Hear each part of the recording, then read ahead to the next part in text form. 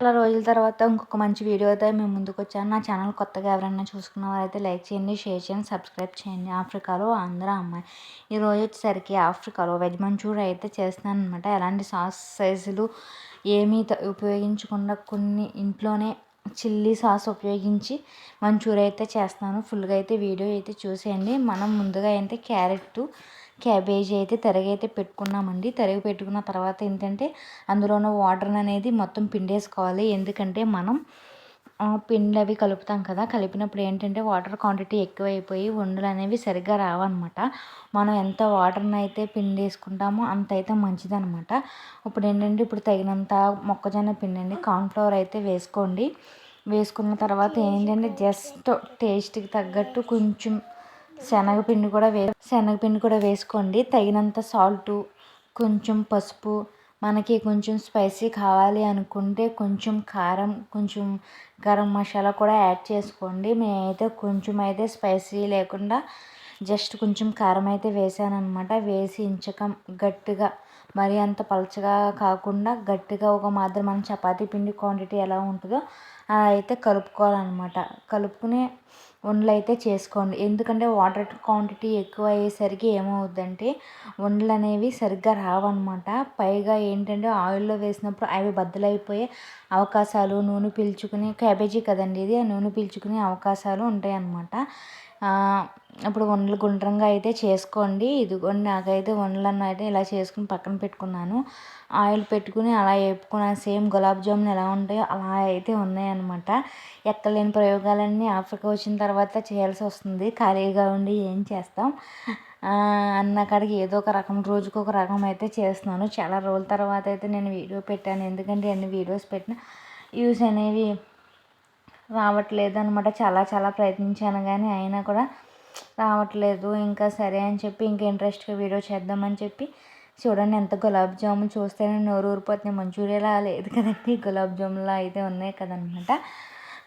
ఇంకా veg Manchuria ఇది నేను సెకండ్ టైం అండి చేసింది. ఫస్ట్ టైం చేసింది కూడా చాలా బాగా వచ్చింది. ఇది సెకండ్ టైం అనమాట. ఇంకా ఫ్రై కూడా చేసుకుని పక్కన పెట్టుకున్నాం. ఇప్పుడు మనకు సాసెస్కి ఏమైతే కావాలో అవన్నీ తరిగేసి కూడా వెల్లుల్లి, పచ్చిమిరపకాయ, కొత్తిమీర, ఉల్లిపాయ, టమాటో, క్యాప్సికమ్, లావుగా ఆనియన్స్, ఇది క్యాప్సికమ్ అనమాట. ఇవన్నీ రెడీ పెట్టుకున్నాము. ఇవి కూడా ఫ్రై. ఆయిల్ కూడా పెట్టుకున్నాం అనమాట. ప్యాన్లో ఆయిల్ వేసుకున్నాం. తర్వాత చిన్నగా తరిగి పెట్టుకున్న మెయిన్ వెల్లుల్లి అండి, అల్లం వెల్లుల్లి చిన్న ముక్కలు వేసుకుంటేనే మనకు టేస్ట్ వస్తుంది అనమాట. చిన్న ముక్కలు ఆనియన్స్, చిల్లీ కూడా చిన్న ముక్కలు అయితే వేసుకొని అవి కొంచెం మగ్గిన తర్వాత టమాటా వేయడం వల్ల టేస్ట్ అనేది చాలా డిఫరెంట్గా ఉంటుంది అనమాట. టమాటా, క్యాప్సికమ్ వేయడం అనేది టేస్ట్ అయితే చాలా కూడా మగ్గి ఆయిల్ తేరిన తర్వాత కొంచెం సాల్ట్ కదండి, సారీ అది పంచదార. ఎందుకంటే మన దగ్గర చిల్లీ సాస్ లేదు కదా, అందుకోసం ఒక టమాటా వేసి మగ్గిన తర్వాత సాల్ట్ వేసి అది కూడా ఒక 10 నిమిషాలు మగ్గిన తర్వాత కారం అయితే వేసుకోండి.